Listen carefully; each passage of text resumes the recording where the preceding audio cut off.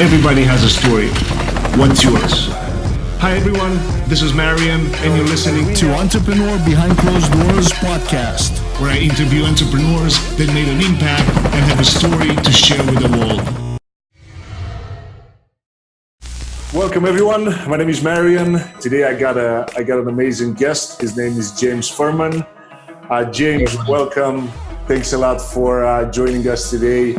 I've been working with James for like the past couple of months or so on a couple of projects. He's a great guy. He actually built his social media agency from zero to multiple six-figure in just a matter of a couple short years, if I can say that. And he's mostly on cold calling, correct? Mostly, cold calling and leveraging other relationships that I have with other businesses, because I've been in the SMM space for probably like 7 years, but I didn't get really serious about it until a couple of years ago. Awesome. Yeah, we'll get into a couple of questions with in regards to that as well. What I want to focus a lot is basically asking James, a part of his story, because of course, if we would go like so deep, it'll take a lot of his time. But I want to share his story because he has an amazing story in terms of how he actually started. I remember I was talking to him a while ago, and he was actually building his business while he was working at a different place. In the lunch breaks, he was actually making cold calls to other businesses and trying to close. Yeah, that's an amazing thing, and a lot of people, I think, they're missing out. And everybody sees just the end result. Nobody actually focuses on what's going on those moments, right? And if you don't mind to just, explain a little bit your story, talk a little bit about yourself for everybody that's not familiar with you and what you do. Yeah, definitely. I mean, my background is sales. Like, I've been in sales. I've been on the phone for probably 20 years now. I mean, my first job was with like a local newspaper, selling newspapers, and I sold everything from newspapers to metal buildings on the phone. I mean, I've everything. You name it, I've sold on the phone. College education. So I always been on the phone, and I think it was probably like 5 years ago, a friend of mine was telling me, maybe 5-6 years ago, he's like, let's start a business. Before that, I had a clothing line, some other businesses here and there, but none of them were like really, successful. We did like concert promoting as well, just sales and marketing essentially. Now that I look at it, all of them were. So about 5-6 years ago, a buddy of mine called. He's like, let's start a business and start a call center. I'm like, what's the product? He's like, I don't know yet. He's like, just move out to Arizona. I had already lived out there, but I moved back to Connecticut. He's like, move out to Arizona again. We'll start this call center, and I need you to run it. So I was like, okay, done. Like, I mean, like our first product was like, it was like a thing to protect like people at home from being like scammed and telemarketed. It's like a blocker. It was a crappy product, to tell you the truth. Well, I was like, okay, we'll do it. So I was the only one sitting in a room in his house and making phone calls and selling these little devices for like $49.99. And I was the only worker essentially. He was going to work. I moved out there. I didn't even have a job at the time. That's all I was doing. So we did that for a little bit, and I wasn't making enough money. So I had to get a job out there. And then once I got the job, we figured out a few things. I went back and worked for him. And then our first product that we were selling was actually business Facebook fan pages when they first came out. And that was before they had like the advertising. So my background is, social media marketing. We were just like the daily updates before ads were even a big deal. When it was like, you had a business page and you posted on it and everybody saw the post. Now it's like, if you don't put money towards ads, you're not going to put it anywhere. No one sees it. So that's how, I got started. And then eventually it evolved, and we grew that company within 11 months to $1.5 million. It's a bigger company than mine is now, more employees. Just I think we had 15 people at the time. But we grew that, and then I always wanted to do my own business. So we parted ways. I started Mission for Media, and that's the company I have now. And we went, I went through ups and downs with that, obviously.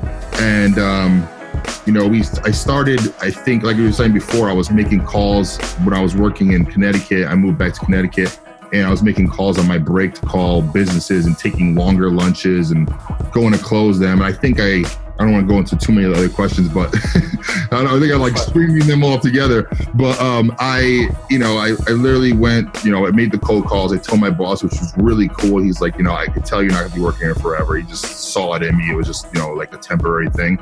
And he was just like, make sure you get your work done.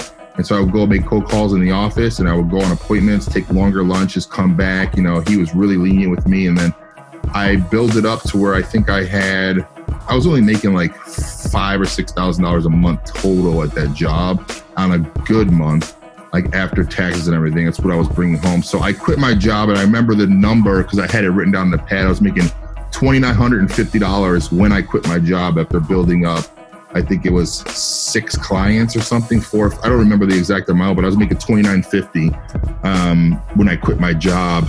And I think I quit my job. My fiance was pregnant, and we bought a house in the same month. And everybody's like, "You're crazy. You're crazy. Like, what the hell are you doing?" And I just said, I got to go for it. If I can make, the way I justified it is, if I can make, this amount of money, if I can close deals while I'm at work and only have an hour to call, like if I was sitting somewhere for a whole day, I'm like, I can get way more business. And that's what I did. I started in my office at my house, and I had my fair share of people that, try to get on the phones with me, and I just realized I need to just kind of do it myself initially. And I would just set up, and my main goal when I started was to go after all the best well-known businesses in the area. So I figured if I sold them first, then when I go to other businesses, like I say, listen, we do this place, and they automatically recognize it. So I just started in my main area and then just kind of branched off from there. Awesome. Great story. So as you mentioned, a lot of people would probably think, oh, I can't do that. I can't start any kind of company because I don't have the money or something like that. So you were making cold calls in a lunch break, right? I mean, if you put that on paper, everybody that asks, well, how to start a business, how to start a company, it doesn't matter what kind of, niche you want to go after. I mean, this is living proof that it's possible while you're at work, right? You don't need to give up your work, your job, your daily job, and say, I don't have any capital, I got to move back with my parents or whatever it is. I mean, you can actually make it happen while you work that 9 to 5, or if you need to extend it to a 7, 8 p.m. because you take longer lunch breaks, that's a whole different story. But yeah, I think it's just people have a general misconception that businesses cost like this obscene amount of money to start. Obviously, depending on what you're starting, if you have businesses that have inventory and overhead, obviously if you open up a storefront, you're gonna have a lot of overhead. But if you're doing like a service, especially like an online service, I mean, literally the only thing you need to do is be really good at your craft, and then find a product that's in high demand, and find the right people to market to. Yeah, exactly. I mean, I know a lot of people don't want to get on the phones, but it's like you have to get a little bit uncomfortable for things to happen. And if you don't have to be on the phones. I mean, if you're working with restaurants or gyms or dentists, like you have one of those, so probably why not start there? Like once you get that first business going, it's going to open up so many more. It's going to open up so much more that you're not even thinking about when you're first getting started, things you're going to need to figure out. So it's like, why not start with the businesses that already know you, where it would be essentially a warm lead? And I think it's, and I think it's when people make the decision to, quit their job and start a business, they're thinking of like the big picture. They're like, oh my God, my retirement, like, this bill's due next month. Those things are always going to happen. But the one thing is for sure, if you work for someone instead of yourself, you're going to be in that same position where you're waiting to pay the next bill, waiting for this check. It's going to be completely routine. So if you want to break that monotony, I mean, you kind of have to make yourself, struggle a little bit, be a little bit uncomfortable. Like what they say, change begins outside of your comfort zone. I mean, you have to make yourself not as uncomfortable as possible, but it's not going to be easy, I mean, if that comfort zone is, breaking the lunch break and taking advantage of that time and actually transforming into a business opportunity, That's what it's gotta be. Yeah, Awesome. definitely. So you kind of answered like my next two questions in a way, because I was about to ask you, what was the moment you actually took the path and said, no, I'm gonna go and do this for myself? That wasn't the first moment. I always wanted my biggest goal, like, or my first initial goal, was to do a clothing line, and I did that for a while, and I knew nothing about it at all. It's the first business I ever started, and I grew up living in Connecticut, and a buddy of mine moved to Arizona. I know him since middle school. We grew up best friends, and he moved to Arizona, and he's like, I want to start this clothing line. And we kept talking about it. We're like, we can't believe that, this is back when like Carl Kanai was big, and like, can't believe people would pay $150 for jeans. It's just a tag sewn on it, because a lot of companies do that. So like, let's start a clothing line. I knew absolutely nothing about Arizona. I knew absolutely nothing about a clothing line. I packed 2 big duffel bags. They weighed 95 pounds a piece. I had to pay $110 extra per bag because they were so heavy. They're like those big like skiing duffel bags. So I jumped on a plane to Arizona. I moved there the first time in February. I think I was like 22 years old or something. So like, let's start this clothing line. And I tell you what, I made so many damn mistakes doing that, but I was able to, secure an investment, cross promote with all the major concerts that went out there. We had like a lot of celebrities wearing the shirts, and we had like, I remember we got a Hummer wrapped with logos, and it was this really cool experience, especially for like a first business. But ever since then, I just realized I was really good at like networking and marketing, and being out there and making connections. And it just, I literally have people to this day that have known me from back then that I've stayed in contact with and built relationships over the years, and they have evolved in their businesses as well. So the first person they reach out to when they need some marketing or something is me, because I've literally stayed consistent, and like I make it a point to keep all my text messages like in my phone of conversations, so I could always like go scroll through them and be like, oh, what this person's doing, reach out real quick, what's up? So I just like keep all those conversations in there and just make a point to go through and touch base with people from time to time, let them know what I'm doing, and keep myself on their minds. Makes total sense. Awesome. Yeah. What do you think you sacrificed the most to actually, do what you like, other than the time that it took? What did I sacrifice? Yeah. I don't know. I think in a way, when I was working, it was more of a sacrifice based on the type of person that I am now, that I'm sacrificing things to work on my business, because I feel like that was holding me back more than anything. So it's like kind of like a flip, you know what I mean? Like, when I was at a job, I was sacrificing my time because I didn't feel like I was living up to the full potential. But as far as sacrificing things to start the business, I feel like, well, I know that, if you're doing something that you love to do, and everybody says it, but if you're doing something you love to do and you put yourself out there, the money kind of just follows from there. If it's just, and that's something that's easier said, obviously, once you start making some money. But the thing about it is it's completely true. And I think that, in the beginning, you just keep your expenses low. And if you have a job, just do how I did and start getting some clients on the side here and there, work with them, and then, make it so, your basic bills are covered. If you have max out a credit card or two, if you're working hard every day, like you said, if you have a good product, you fulfill it right, and you're supplying to a high product that you're marketing it to a high demand product. I mean, it's gonna work if you're working on it every single day. Cool. Awesome. What is the one thing now that you say it keeps you up at night now? Oh man, just trying to do everything. There's so much stuff to do, man. It's like, I like think of this, I want to do this, and then I start in this direction, and I'm pretty good at staying at the same path, but like once things start happening, you want to experiment in, different ways of marketing, and it's just kind of keeping everything together, which I've slowly but surely have been alleviating some of that pressure off my back, where I don't have to worry about completely everything. I just, my main goal right now is just oversee the different departments, and just, I'm really big into, I'm pretty much the sales department still, because I do a lot of deals with PR agencies, and they outsource their service to me. So that's like my angle. of getting business. So they already have a client list. They already trust them.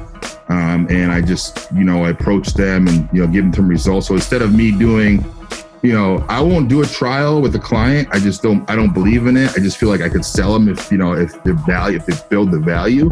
So it's like, I'll do a trial with a PR company that has 50 clients, because that's different, because the opportunity is way bigger. The opportunity is way bigger at the end of the road. Whereas like if I put in, 10 hours of my time or whatever it is to build a campaign, I know that I could possibly generate, $10,000 of revenue in 3 months from now. It takes a little bit longer of a sales cycle with them, because you build the trust and they got to get familiar with the lingo. But once you get through that month or two, they just, start getting ideas.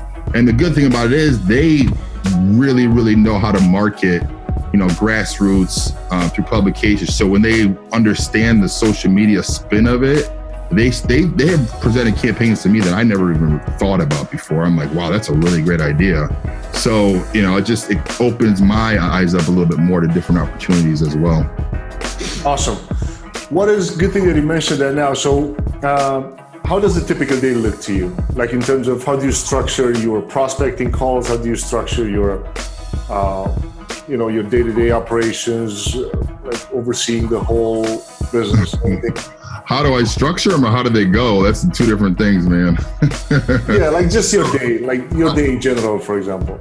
I've been waking up a little bit earlier lately. I actually last month, I share with everybody pretty open. I took a little bit of a hit with my business. I lost a few clients that I've had for a while. Just decided to, I usually keep clients like a year or more, which is really unheard of, but they just decided they want to do a few things, but it all like literally happened at one time.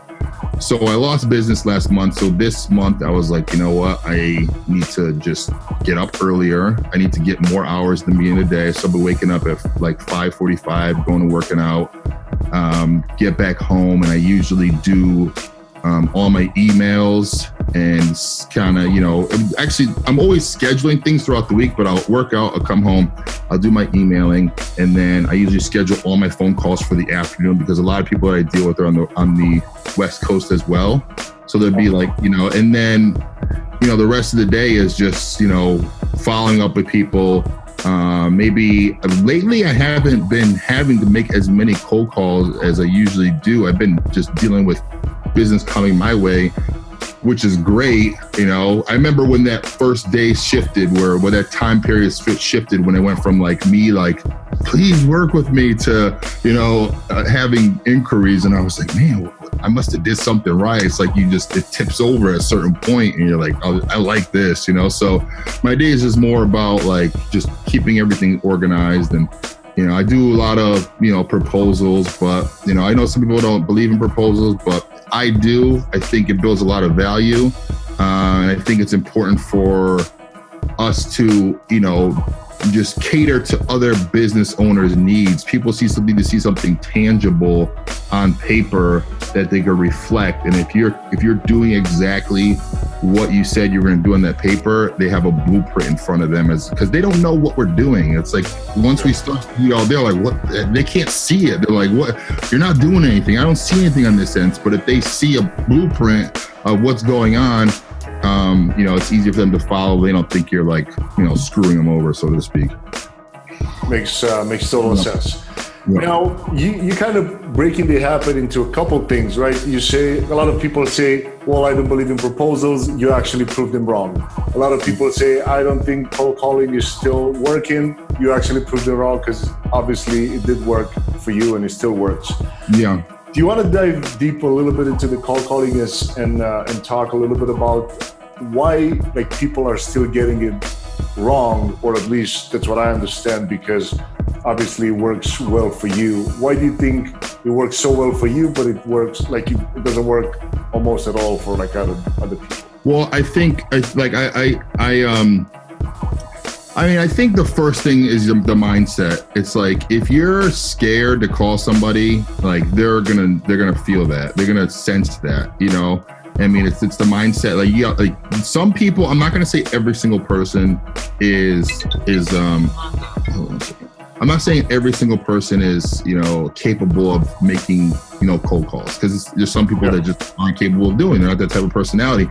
But I feel like if the people that are kind of on the fence had the right direction in their pitch and when they should transition in certain parts of their pitch, they could be successful in cold calling. They know they could be successful in cold calling. Whereas if you don't think that you're, a right candidate for cold calling, just train someone on your staff to do it, because there's a big majority of business owners that you'll never, ever reach because they're not on social media. You'd be surprised of how many business owners I talk, like 40 to 60, that don't even log onto Facebook, couldn't even tell you how to post a picture, but they run $1 million businesses. So there's a big missed opportunity of people thinking that they don't need to cold call, and people respect that as well. Especially if they're a business owner and they came up and you're talking about, you're informative, you structure the pitch the right way, you warm them up. I mean, I think that's another important part of warming people up. It's like the worst thing you want to do is call somebody and pick up the phone like, hey, who's in charge of marketing? They're going to shut you down. You got to get those people to like you as much as you possibly can. And then once they like you, you can go through the pitch and they'll believe all the urgency. They'll believe everything going forward because they like you. So I think it's, like I said, it's not for everybody, but the pitch needs to be structured the right way.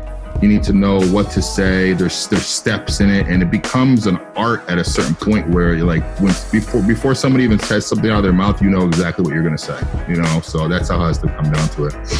Awesome. So you kind of using the same strategy in terms of like nurturing a customer the way that you do it in an email sequence or with an ad, but then you do it on a call. Yeah, exactly. I mean, it's like the cold call can easily become warm, if you say the right thing. So, for instance, like say my office is in Farmington. If I call a business and I say, hey, this is James, I own Mission for Media. We're right here in Farmington too. That automatically gets them a little bit more it brings down the wall a little bit because they know you're right down the road. You know what I mean? Or you say, we specialize in restaurants just like yours. That brings the wall down a little bit. So it's like, people are like, there's certain things you could say initially when it opens up that you can, you could, say and, really bring yourself to the pitch and have better opportunity to help them out.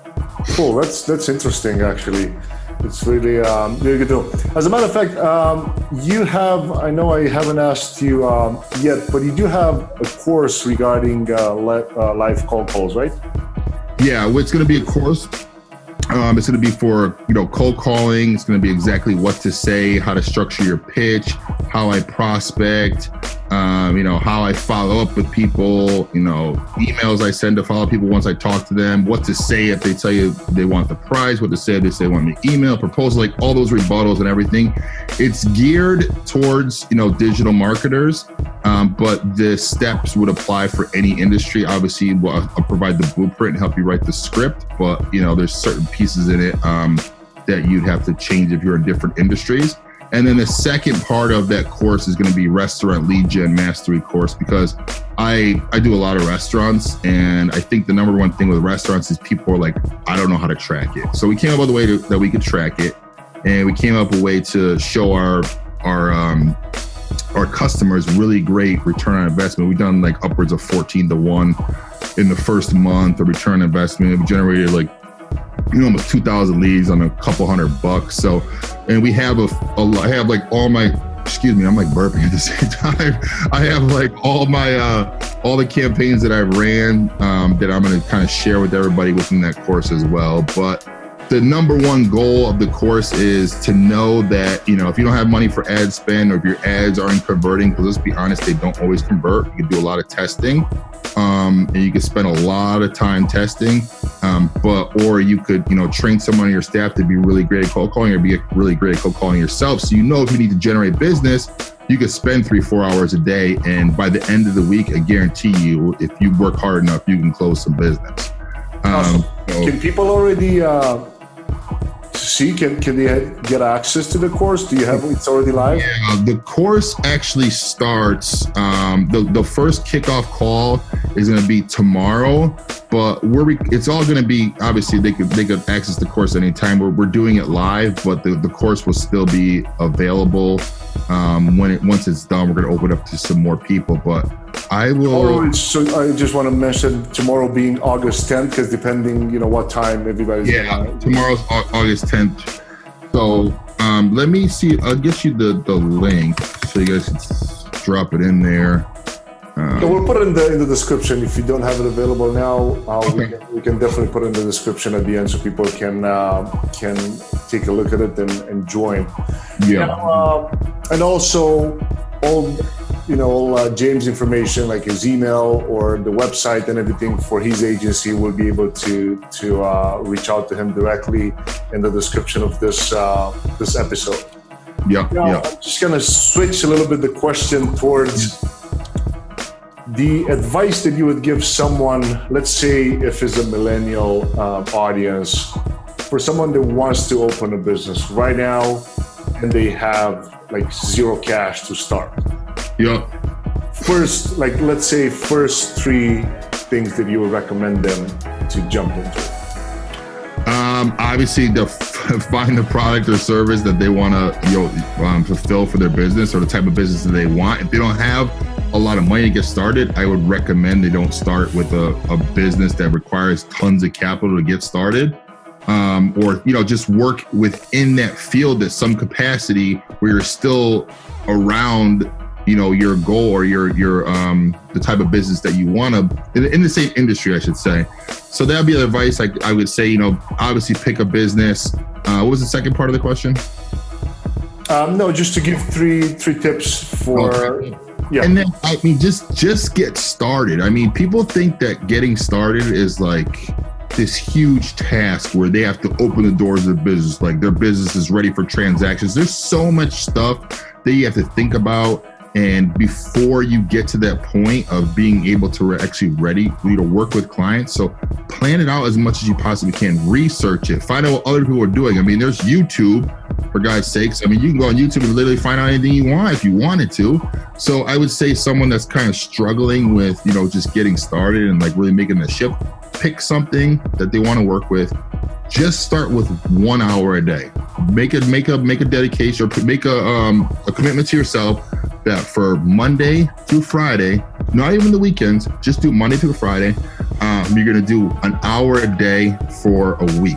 You know what I mean? And then actually do it for the whole week. If you can't do an hour a day for a whole week, you shouldn't be in business anyway. So True.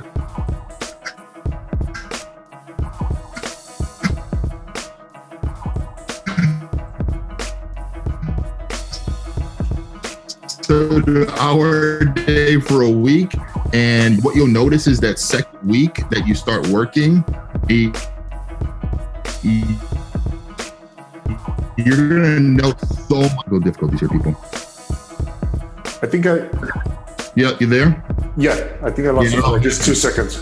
Yeah. So, and then I would say, just like you said, start with a commitment of an hour a day for a week. And then what you'll notice is you're going to be light years ahead of, where you were the week before, just based on the dedication to allow yourself to focus on it and then building on it. It's all a building process. You do it for a week. Like it's like that book called The Compound Effect that starts to add up. It's just like all the time and energy we put into marketing our business. And then, like I was mentioning before, all of a sudden, in marketing ourselves, all of a sudden you get business coming to us. That's because of all the time you put in before that adds up and literally comes back to you.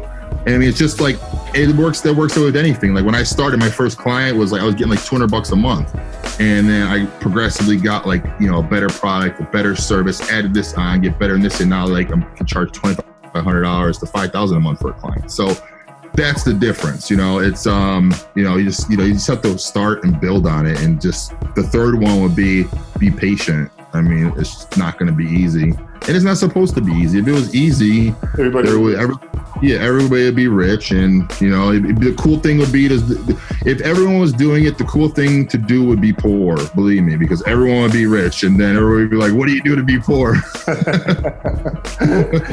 You know what I mean? Yeah.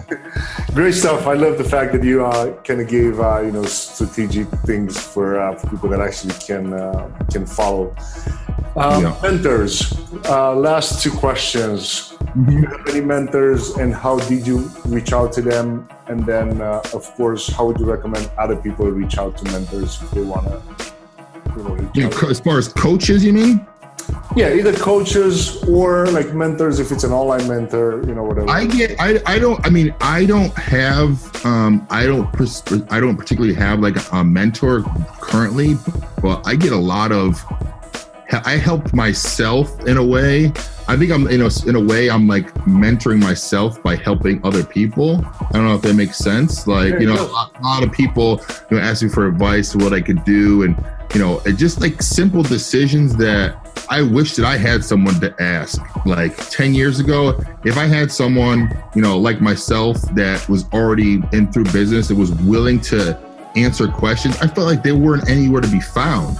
Now it's like you have these digital marketing communities where people are actually more likely to help each other, and some are more likely to help each other. That's why I created the Journey to 7 Figures. It's just all, like-minded entrepreneurs in there helping each other out. And that happened because, when people would ask me questions and I would answer them for them, it just like, they were just so happy that they didn't have to worry about that decision anymore.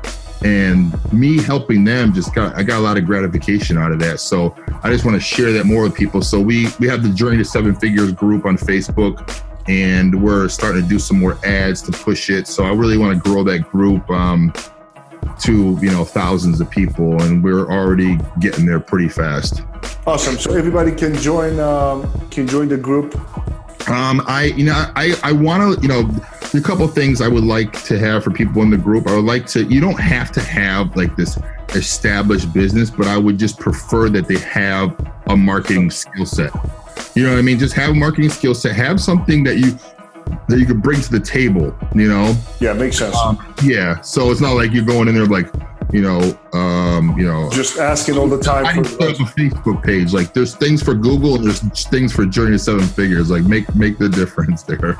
No, it makes perfect sense. And we'll make sure we'll put that URL in the description as well for everybody that's listening and wants to join. Yeah. As James said, just make sure you also bring something to the table. Don't just like ask all the time. I mean, asking all the time is fine, but it's just like, there's just, like I said, it's like, it's not marketing 101. It's more like marketing 302, whatever the hell they say. You know what I mean? It's like the next courses down the road. Awesome. Makes total sense. All right, James, thanks a lot for, again, taking the time to share all that stuff with us. You actually gave some great advice, practical steps for people that want to start any kind of, business. Doesn't matter if it's online or offline. And also, did you find the URL? If not, we can just. Yes, I'll send it to you after this. And we'll common discussions. And then, one last thing is like another thing I always tell people is like, put yourself out there as much as you can. Some people are so nervous to do like video and, pictures and stuff like that. But I tell you what, once you overcome that fear, and say, for instance, I started doing the video for my course. For me, just doing the videos for my course and letting people know what I do, I've gotten so much business as a direct reflect of pushing a course. Whereas they're not even joining my course, but they're coming to me to work for the business because they saw that I put the time and energy into putting videos out. Yeah, and staying consistent. So just put yourself out there, as much as you can as well, and then the money will follow. Awesome. All right. Cool stuff. Thanks a lot again. All right, man. Do you want to add anything else before we wrap things up? No. Let's plan on me coming out there in maybe a few weeks, and we'll meet up live video or something. We'll do it live as well. All right, man. Sounds awesome. Good. Thanks, again, man. Thanks a lot. Take care. Later. Hey, podcast listeners, thank you for giving me your attention. I really appreciate it. And more than anything, I want you to know that I respect your time and I'm only looking to fill it up with valuable content and information. If you'd like to give me your honest opinion about this podcast, go ahead and review it on iTunes. It'd mean the world to me. I'll talk to you guys soon. Take care.